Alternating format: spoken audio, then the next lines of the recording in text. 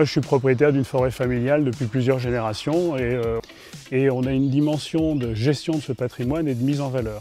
Si ce n'est qu'on a une petite différence à notre génération, c'est qu'il y a aujourd'hui des problématiques de gaz à effet de serre, de réchauffement climatique. La forêt, c'est le principal capteur de gaz à effet de serre. Si on prend l'ensemble de la forêt française, si on considère qu'on améliore la gestion pour faire de la production de bois d'œuvre et pas uniquement de la production d'une forêt qu'on pourrait qualifier de sanctuaire, on va gagner une capacité de capter 40% des émissions de gaz à effet de serre de l'ensemble du parc automobile français.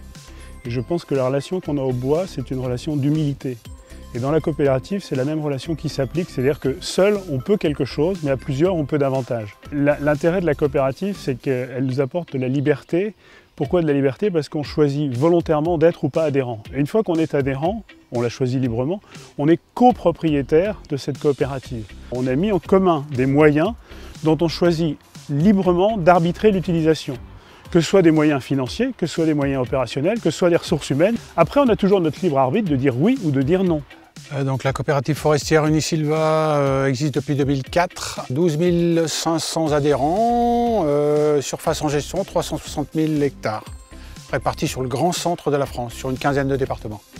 Alors nos adhérents ont un profil très diversifié, notamment au niveau de la structure de propriété.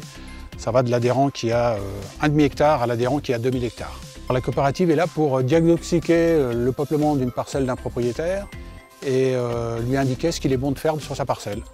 Ça mérite quand même une certaine connaissance technique, un bagage technique que tous les propriétaires n'ont pas. Donc la coopérative apporte un conseil en toute équité, que ce soit un tout petit propriétaire ou un très gros propriétaire. Le choix de cette mairie en bois, nous l'avons fait pour différentes raisons. La première raison, c'est que je suis persuadé qu'il faut utiliser les ressources locales puisque ça rentre effectivement dans l'économie circulaire. On a les matériaux qui sont très proches, qui sont là à portée de la main. Pourquoi aller chercher des matériaux ailleurs, mettre des camions sur la route, etc. Et on n'a eu que des félicitations des habitants et voire des visiteurs. Mieux je gère ma forêt, plus je produis du bois de qualité et plus je capte du carbone. La coopérative révèle le potentiel forestier des parcelles de ses adhérents. Une collectivité doit donner l'exemple en utilisant les ressources locales.